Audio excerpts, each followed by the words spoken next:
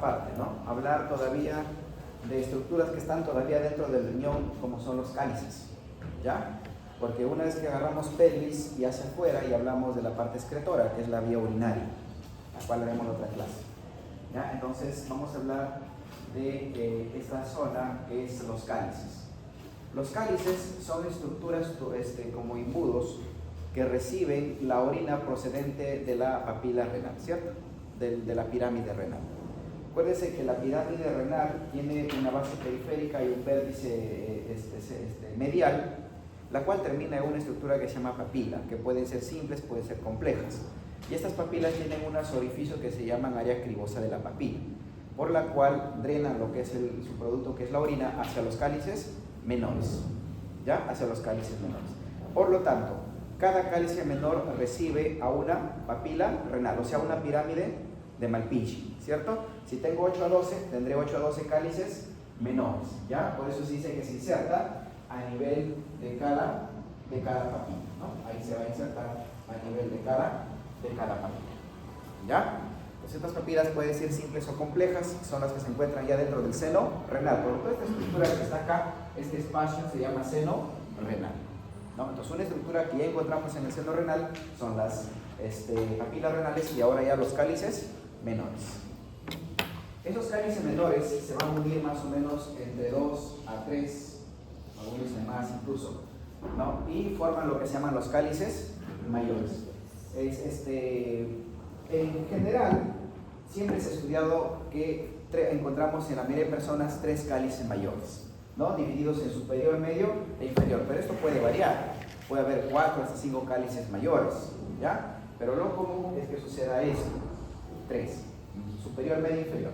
Si ustedes se dan cuenta, tanto el superior, el medio y el inferior, los 3 miran hacia la parte medial. Por eso dice que su orientación siempre va a ser medialmente, ¿no? Medialmente, ustedes se dan cuenta, ¿ya? Lo que va a diferenciarse es, obviamente, si es superior, se dirige hacia abajo, pues, ¿no? Porque tiene que bajar hacia el hilo, ¿no? Se dirige hacia abajo. Si es el medial, es transversal, ¿no? Porque está casi en la dirección del hilo. Y si es el inferior, va a ser ascendente, ¿no? Va a ser porque tiene que ascender hacia el lado medial, ¿ya? Aprendas eso porque se ha preguntado la orientación de los cálices, ¿no? En relación al hilo, ¿ya? Los 3, no se olviden, tienen orientación medial porque los 3 se dirigen al hilo. Lo que va a diferenciarse es el superior va hacia abajo, el medial es transverso y el inferior es ascendente. Lógico, ¿no? Porque tiene que irse a apuntar hacia el hilo renal.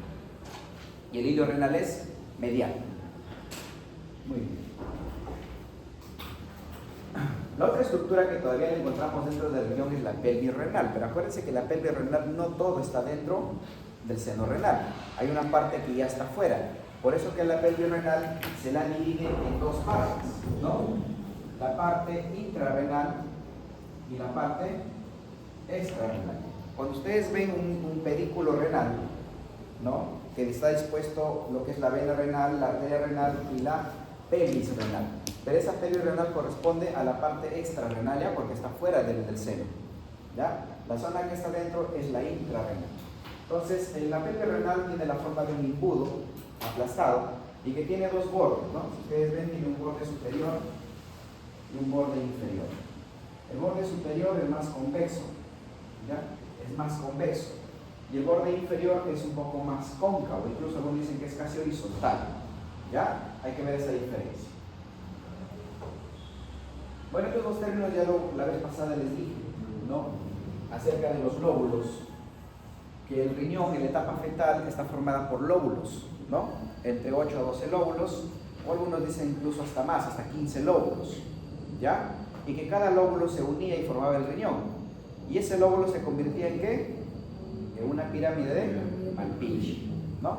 Por eso se dice que un lóbulo está formado por la pirámide medular y la mitad de la columna renal, o sea, la mitad de lo que es la columna de Bertini, ¿cierto? Entonces, un lóbulo es una pirámide de Malpighi y la mitad de la columna de Bertini, ¿ya? Por eso se decía que cada lóbulo formaba, cada pirámide de Malpighi formaba un lóbulo, cada lóbulo formaba una pirámide, ¿no? Porque en la etapa fetal son lóbulos. Esto sucede solo en el feto, ¿ya? Después desaparecen y dejan esos vestigios que se llaman abollanaduras, que en qué cara lo voy a encontrar generalmente, en la cara anterior. Y el término lobulillo, ¿no?, se refiere a lo que es ya o se considera la unidad secretora renal, que está formada lo que es por el conducto colector. ¿No? Acuérdense que es como si fuera un desagüe, ¿no? Todas las casas son nefronas y el conducto principal es el conducto colector, que recibe a todas las casas. Entonces, ese conducto colector más todas las nefronas se les llama lobulillo, porque el conducto colector recibe cientos de nefronas, ¿cierto? ¿Y dónde termina el conducto colector? En la papila renal, a través de la cribosa, ¿no? Entonces, la nefrona es la unidad anátomo-funcional o estructural y funcional del riñón, ya que se encuentra tanto, ya lo vimos la vez pasada, en la corteza y en la médula, ¿no? En la corteza básicamente lo que es la cápsula de Goldman, el tubo contorneado proximal, el tubo contorneado distal, los túbulos rectos y el colector. Y en la médula encontramos lo que es la sede descendente, ascendente, más túbulos colectores, más túbulos rectos y también el túbulo colector. El tubo colector lo va a encontrar en ambos lados, porque se inicia en la corteza y termina en la médula a nivel de la papila renal. ¿Ya? Por eso lo voy a encontrar en todo. Muy bien. Otro punto importante del riñón son sus medios de fijación. ¿Cuáles son los medios de fijación del riñón? ¿No? ¿Se ha preguntado alguna vez? ¿Cuáles son los medios de fijación del riñón? El medio de fijación del riñón más importante es la, ¿cómo se llama? Fascia renal. ¿Ya? Vale. Esta estructura que ustedes están viendo acá se llama fascia renal. ¿Ya? Algunas bibliografías, y la mayoría dice que la fascia renal es la continuación de la fascia transversalis, pregunta de examen. Eso lo dice Suslatan. ¿Ya? La fascia renal es la continuación de la fascia transversalis. Y ustedes saben que la fascia transversalis es una fascia de la pared abdominal. ¿Ya? Porque finalmente es la pared abdominal la que da esta fascia. Muy bien. La fascia renal, que es el principal medio de fijación del riñón, tiene dos hojas. Una hoja que está por delante, a la cual se le llama hoja prerrenal, ¿ya? Hoja prerrenal, o hoja anterior de la fascia renal, o simplemente hoja de Gerota. ¿Ya? Esta hoja anterior, la diferencia con la posterior es que se dan cuenta, la anterior tiene una continuidad desde un riñón hasta el otro riñón, formando acá lo que se llama la celda renal. En teoría, si nosotros tenemos una infección de un riñón izquierdo, puede llegar al riñón derecho por la región anterior, porque hay una comunicación de la fascia de un lado al otro en la región anterior, en la fascia renal anterior, hoja de Gerota. Y la otra es la que está en la parte posterior, pero la diferencia es esta, que cuando llega a la columna se interrumpe, ahí queda, se une lo que es a las aponeurosis prevertebrales y ahí queda. Y luego se continúa con la otra, pero no hay un contacto. Por eso se dice que la hoja posterior no tiene contacto una con la otra, a diferencia de la anterior. Entonces una infección puede propagarse por la vía anterior y no por la vía posterior. Muy bien, y la hoja posterior se llama hoja retrorrenal o también llamada hoja de subrenal. ¿Ya? Estas dos hojas, si bien es cierto, protegen al riñón, ascienden y protegen y envuelven también a la médula, a la glándula suprarrenal. Por eso no, ustedes dicen, ¿cuál es el medio de fijación de la glándula suprarrenal? La fascia renal también, ¿ya? Pero no es una fascia que está totalmente une a los dos órganos y no se separa por nada. Sí hay una separación entre ellos. Sí hay una lámina, una fascia también acá, ¿no? O una hoja que lo separa a la glándula suprarrenal del riñón. Y esa hoja se llama la hoja interreno-suprarrenal, que es la que la separa, ¿ya? Pero la fascia renal, si ustedes se dan cuenta, la hoja anterior sube y la hoja posterior también sube. Y finalmente termina cubriendo a la glándula suprarrenal. Entonces, ese es el principal medio de fijación que tiene el riñón, pero no es el único. ¿Quién más se considera medios de fijación? ¿Quién más? Hay dos tipos de grasa. Una grasa que está metida entre las fascias, o sea, esta grasa de acá, porque es grasa. Ustedes se dan cuenta ahí, que incluso se mete al seno renal. La grasa se mete al seno renal. ¿Cómo se llama esa grasa?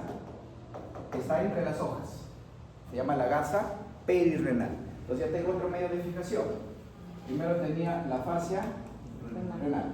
Ahora tengo la grasa perirrenal. renal. Peri se encuentra alrededor del riñón. Y si está alrededor del riñón, es decir, está entre las hojas de la fascia renal. ¿Ya? Muy bien. Pero hay otra grasa que está por fuera. Ustedes se dan cuenta. Está por fuera. Acá también lo puedo ver. Está por fuera. Acá. ¿No? Está por fuera. ¿Cómo se llama esa grasa? Esa es la grasa pararrenal.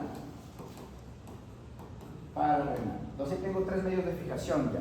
Pero también se considera como medio de fijación al pedículo renal.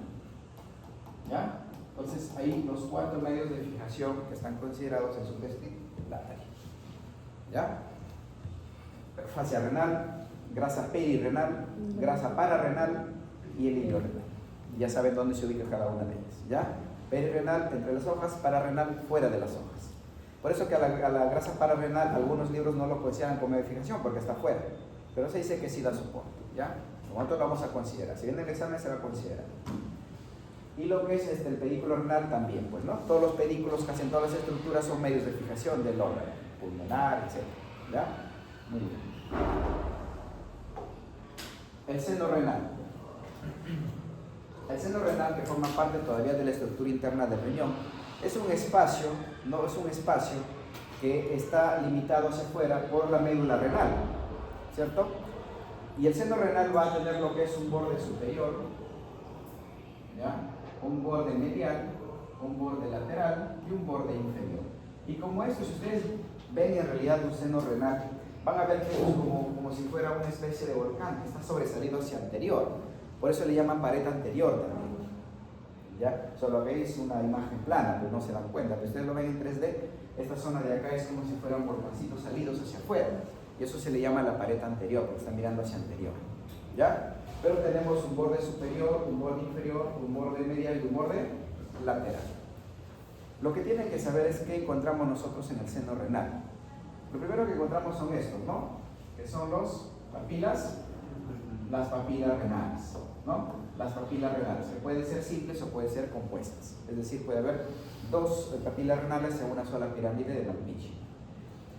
¿Qué más? En esas papilas renales ustedes van a encontrar lo que es las perforaciones que se llama el área cribosa de la papila renal. Y ahí están desembocando los túbulos colectores, ¿cierto? ¿Qué más? Rodeando ello, les dije que la grasa que estaba rodeando el riñón ingresaba. Es por eso que nosotros encontramos acá grasa perirrenal. Entonces ya tengo papila renal, área cribosa de la papila renal y grasa perirrenal. ¿Y qué más voy a encontrar? Obviamente en cada papila las cálices menores, ¿cierto? Luego los cálices mayores y la porción intrapélvica. Ya miren, porque hemos preguntado qué estructuras encontramos en el seno renal. Papila renal, simples o compuestas. Área cribosa de la papila renal, grasa perirrenal, cálices menores, cálices mayores y la porción intrarrenal de la pelvis renal. Sus bordes y sus lares. ¿Ya? Muy bien. Eso fue ya con respecto a la anatomía externa e interna, ¿cierto? Ahora vamos a ver sus relaciones que tiene el riñón. El riñón no es igual en el lado derecho y en el lado izquierdo. Las relaciones son diferentes, ¿cierto? Y decíamos que el riñón tiene una cara anterior, una cara posterior, un polo superior, un polo inferior, un borde medial y un borde lateral. Entonces esas estructuras tienen relaciones, ¿no? Se relacionan con estructuras de la cavidad abdominal y de la pared abdominal. ¿Ya? Muy bien. Ya sabemos dónde se ubica el riñón, en la parte de las fosas lumbares, pero en realidad es toracolumbar, ¿cierto? Porque el riñón izquierdo está incluso hasta la costilla 11, adelante. Y el riñón derecho de la costilla 12. Incluso ustedes lo se han visto en el néter, una imagen de una vista posterior donde aparece por colores acá, ¿no? Aparece primero en las costillas y luego aparecen 3 colores acá. Eso lo han visto en la imagen del néter. Eso es la relación de la cara posterior con los músculos de la pared abdominal. Una vez lo he preguntado. De veredas laterales, psoas mayor es cuadrado lumbar y el músculo transverso. ¿Ya? En su néter hay una imagen ahí, que está de color creo que verde, azul, amarillo, creo, ¿no? Son 3 colores. Hace referencia a eso. ¿Ya? Y las otras son las costillas. Acuérdense que el riñón derecho tiene relación nada más con la 12ª costilla y el riñón izquierdo con la 11ª y la 12ª, porque el riñón derecho por el hígado está más abajo y el riñón izquierdo está más arriba. Entonces la ubicación del riñón es toracolumbar. ¿Ya? Toracolumbar. Muy bien, empecemos. Primero las relaciones inmediatas. Es fácil deducir cuál es la relación inmediata que tiene el riñón, ¿no? Es con su cápsula, pues, ¿no? Lo que lo envuelve. La cápsula fibra adiposa. Y la fascia renal, que es la que le da vuelta tanto en la anterior como en la posterior. Esa será su relación más cercana que tiene el riñón, ¿cierto? Muy bien, primero vamos a hablar de las relaciones posteriores y mediales del riñón. En la relación posterior, ¿no? Decíamos que en la parte posterior está la hoja de Zuckerberg, ¿cierto? Y por detrás de la hoja de Zuckerberg hay grasa. Por lo tanto, en la región posterior está la región retrorenal, ¿no? Ahí está la grasa pararrenal. ¿Ya? En la relación torácica, cuando ya les mencioné, ¿no? Está en relación a lo que es a las costillas, ¿cierto? El riñón derecho se dice que es un tercio, que está en relación a su tercio superior. ¿Por qué? Porque el riñón derecho está más abajo. En cambio, el riñón izquierdo cubre los 2 tercios superiores porque está más arriba. Si yo lo llevo a las costillas, ya les dije, el riñón derecho es 12ª costilla y el riñón izquierdo es 11ª y 12ª. Está más arriba, por eso cubre más espacio del riñón derecho. Perdón, del riñón izquierdo, que está más arriba. A nivel lumbar, acá están las relaciones que les mencionaba en la imagen del Menter, ¿ya? Pero lo dividen acá en una relación anteromedial y posterolateral. Claro, ¿quién está más medial, el psoas o el transverso? El psoas, ¿no? Entonces la relación anteromedial. Ahí estaría el psoas, ¿no? Junto a su fascia, luego el cuadrado lumbar y finalmente más posterolateral el músculo transverso, ¿no? El músculo transverso. Acuérdense. Anteromedialmente, psoas y cuadrado lumbar, y posterolateralmente más transverso, el transverso del abdomen. ¿Ya? En ese orden: psoas, cuadrado lumbar y transverso. Al psoas y cuadrado lumbar le llaman relación anteromedial, un poquito más al medial, obviamente. Y más lateral, ya el transverso del abdomen. Pero también en la región posterior hay algunas relaciones con nervios, ¿cierto? Porque estos nervios que ustedes están viendo acá están pegados lo que es a la pared abdominal, o sea, están sobre el psoas, están sobre los músculos cuadrado y transverso, que están saliendo del plexo lumbosacro, que son el nervio iliohipogástrico o abdomino genital mayor y el nervio ilioinguinal o abdomino genital menor, y que se apoyan sobre el músculo, sobre todo el cuadrado lumbar. Recuerden que el cuadrado lumbar forma parte de las relaciones posteriores del riñón, ¿no? Al lado del psoas. Entonces, delante de este músculo están estos nervios, ¿ya? El nervio ilioinguinal y el nervio iliohipogástrico, o también se llaman abdómenos genitales, mayor y menor. Muy bien. Esto es mencionado. Listo. A nivel anterior. Entonces, si nosotros miramos ya el riñón desde anterior, ¿no? Tanto en el lado derecho y el lado izquierdo, podemos deducirlo algunas cosas, ¿cierto?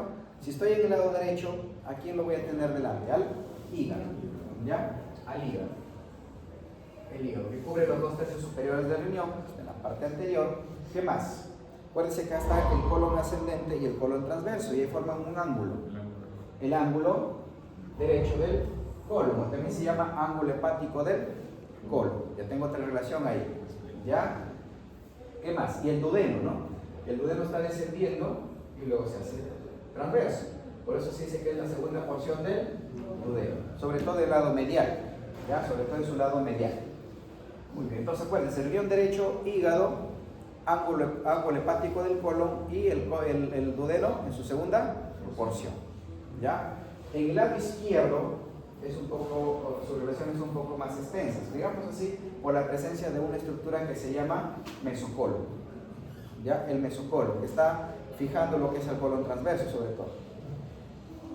El mesocolo transverso, se llama así porque está fijando el colon transverso, lo divide en 3 zonas. La que se encuentra por encima de este, a la cual le llaman supramesocólica, y que voy a encontrar ahí, al vaso, ¿ya? Al vaso. Está en relación con el vaso. que se aplica sobre todo su cara anterior y su borde lateral, o sea, un poco externo. A nivel colon mesocólica, o sea, a nivel del colon transverso, ¿quién va a estar? Pues obviamente el colon transverso, porque es la que lo divide, ¿cierto? Y por debajo del mesocolon transverso voy a encontrar yo lo que es los intestinos delgados. ¿Ya? Entonces, hablemos primero así.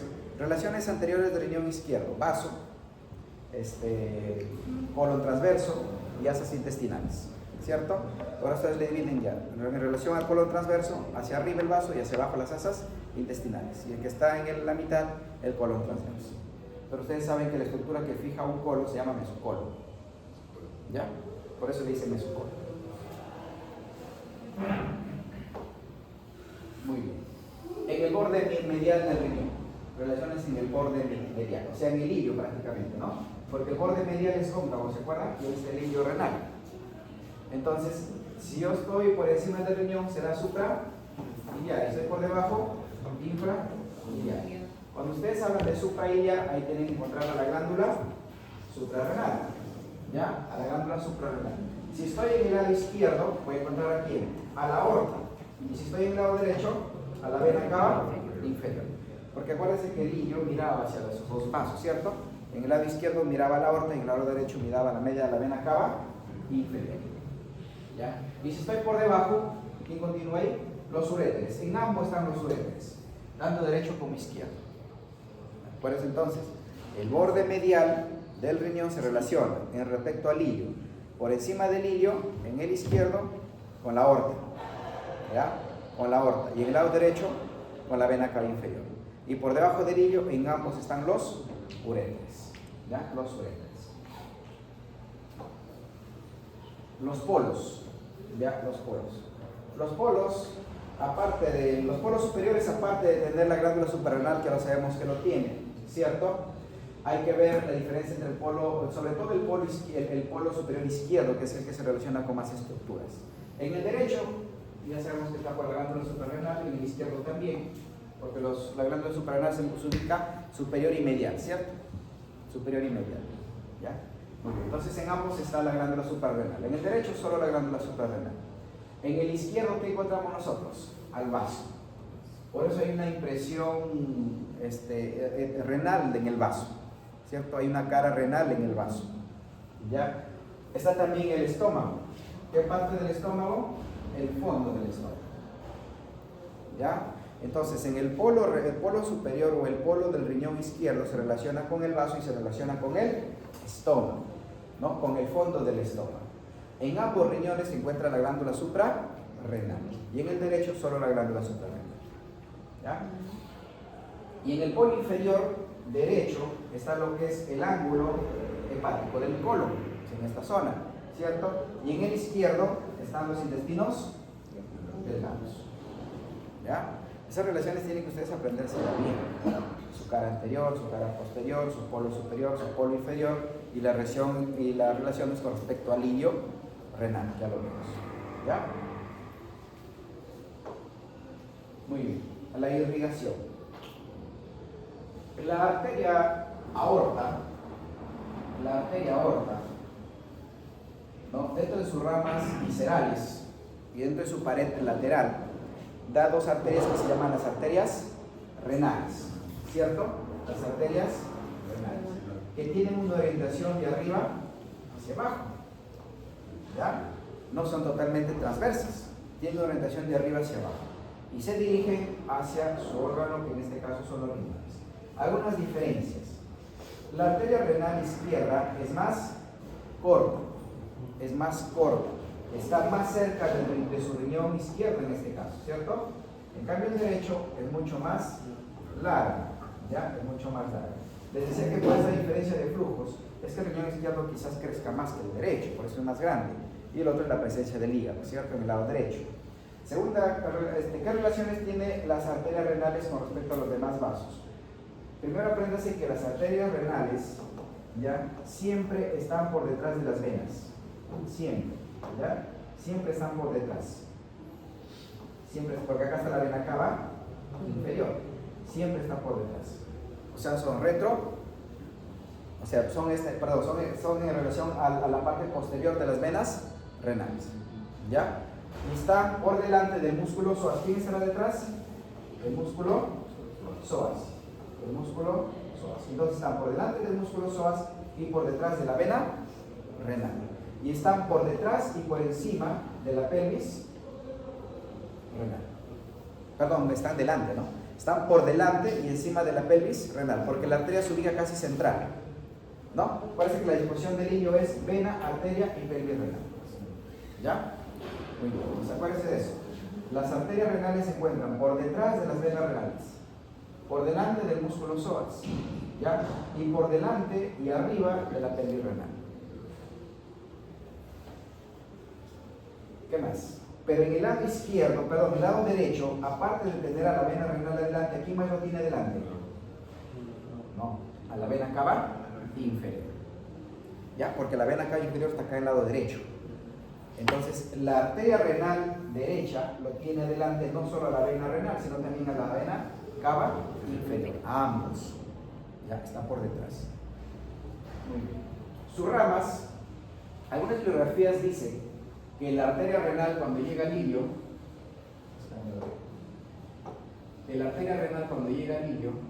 se divide en dos arterias, la arteria renal anterior y la arteria renal posterior. Y otras bibliografías que te mencionan que directamente la arteria renal da sus ramas segmentarias. ¿Ya? Si lo dividimos así, la arteria renal anterior da sus arterias segmentarias, que en este caso daría ramas. ¿Por qué se llama anterior? Porque va a la cara anterior. ¿Ya? ¿Y cuáles son sus arterias segmentarias? La superior, ¿y más? La antero superior, la antero inferior y la inferior. Y la arteria renal posterior daría solamente una, ¿cierto? Que sería la arteria segmentaria posterior. Y ahí están las 5 ramas que da la arteria renal. Y si ustedes lo dividen o lo leen directamente hacia adelante, pues daría sus 5 ramas directamente. 4 que se dirigen hacia adelante y una que va para atrás. ¿Ya? Pero al final terminan formando las 5 arterias segmentarias y que van a cada segmento del riñón, que lo hemos visto en la cara anterior y en la cara posterior, que hay un segmento nada más. Esas arterias segmentarias luego se meten ya a la parte entre los lóbulos, entre las pirámides de Malpighi, ¿no? Ustedes tienen el riñón acá y acá sus pirámides de Malpighi y las arterias segmentarias vienen por acá y se meten entre los pirámides. Y como ustedes saben, las pirámides en la etapa fetal fueron lóbulos. Por eso esas arterias cuando se meten ahí se llaman arterias interlobulares, ¿no? Interlobulares. Luego forman como unos arcos alrededor. Esas son las arterias arcuatas o arciformes o arqueadas. Y luego forman como unos rayos, por eso que tiene la apariencia radiada también la corteza, ¿cierto? Que son las arterias rectas o lobuliares, ¿cierto?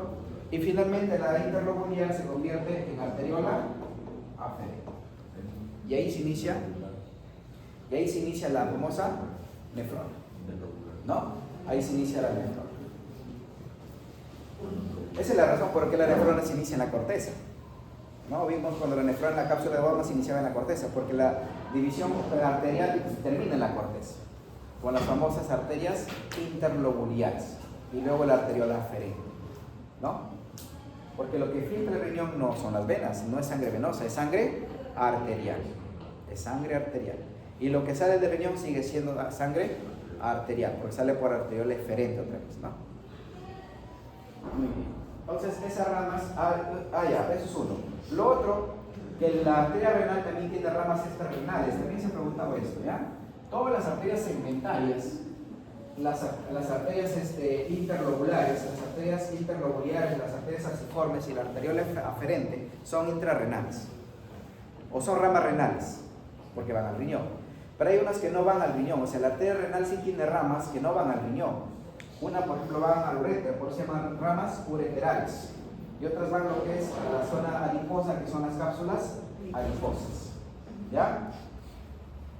Muy bien. Entonces, a eso se les llama ramas extrarrenales, están por fuera. Entonces, cuando ustedes veamos irrigación del uréter, vamos a ver que la arteria renal también le da irrigación al uréter, ¿no? Incluso a la pelvis extrarrenal también le da ramas. ¿no? A la pelvis extrarrenal. Esto ya les mencioné. Las arterias interrenales son intrasinusales, hay ramas segmentarias. Luego las arterias se dividen en interlobulares, arcuatas, y finalmente las radiadas o interlobulares para formar la arteriola afleja. El drenaje venoso es similar, ¿no? O sea, las venas se van formando, se originan a nivel de las pirámides y se van formando, ¿no? Se van formando. Las venas derecha y la vena izquierda también tienen ciertas diferencias, sobre todo en longitud. Eso es lógico porque la vena cava inferior está en relación o está más cerca al riñón derecho. Por lo tanto, la vena renal derecha es más corta y la vena renal izquierda es mucho más larga. Lo siguiente es que las venas renales siempre están delante de la arteria renal, ¿ya? De la arteria renal. Muy bien. Esta termina obviamente al lado derecho, la otra termina al lado izquierdo, ¿no? Al lado izquierdo. Otro dato importante es que la vena renal izquierda, les decía cuando hablábamos del retroperitoneo, que recibe a la vena suprarrenal izquierda y también recibe a la vena gonadal izquierda. Tanto la vena gonadal izquierda como la vena suprarrenal izquierda desembocan en la vena renal izquierda. En cambio, la vena gonadal izquierda derecha y la vena suprarrenal derecha desembocan directamente en la cava inferior. ¿Ya? Inferior. El drenaje linfático, que se origina en el parénquima renal, van sobre todo a la zona prevenosa, lo que está en la parte anterior de los tubos colectores, ¿no? A la zona media y a la zona posterior. La inervación va a depender lo que es del plexo celíaco, ¿ya? Del plexo celíaco. Es un plexo de naturaleza simpática. Nervios esclámicos mayor y menor, que también tienen que ver con la función simpática. Plexos preaórticos, ¿no? Todos que provienen del tronco simpático lumbar. Bueno, el pedículo está formado básicamente por las estructuras que les he ido mencionando, que es la vena renal, la arteria renal y lo que es la pelvis renal. Pero obviamente saben que en el pedículo nunca ustedes encuentran solo eso, van a encontrar siempre linfáticos y van a encontrar nervios, ¿cierto? Por eso ahí hay linfáticos anteriores, linfáticos medios, ¿no? Y también, bueno, acá habla de las dos ramas, pues no, en esta biografía está dividiendo la arteria en una zona anterior y una posterior. Por eso están las dos ramas en el hilo. Si la arteria se divide en dos ramos, obviamente las dos van a estar en el hilo, ¿ya? Por eso habla de la rama anterior y la rama posterior de la arteria renal. Entonces, ya saben la ubicación: anterior, vena renal, media, arteria renal y posterior, pelvis renal, sobre todo la zona intrarrenal. Esa es la disposición del hilo. ¿Qué terminamos? Listo, entonces ahí hemos acabado.